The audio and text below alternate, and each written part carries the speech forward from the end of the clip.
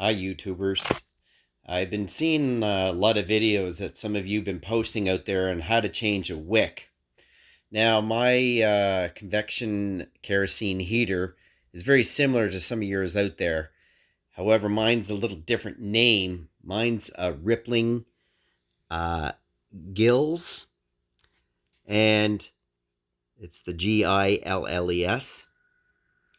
And I can't seem to take the filter out. So I have no idea why.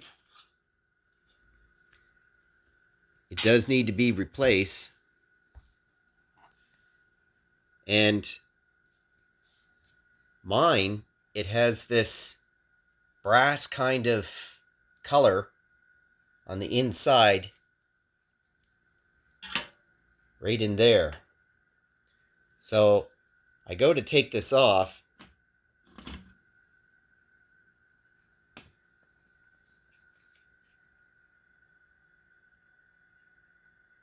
and I cannot seem to get this ring off. I see that some of you posted that this ring has to come out, but for some reason it does not want to come out if it's supposed to come out.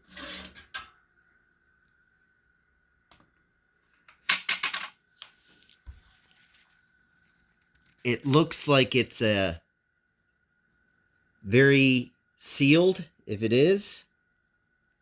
I don't know if you can see that, but I'm pretty sure you can. And down inside there, I don't know if it'll separate.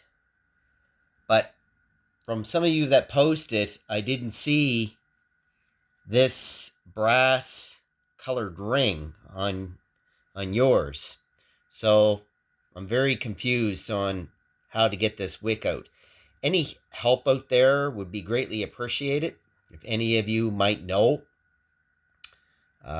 thanks for watching.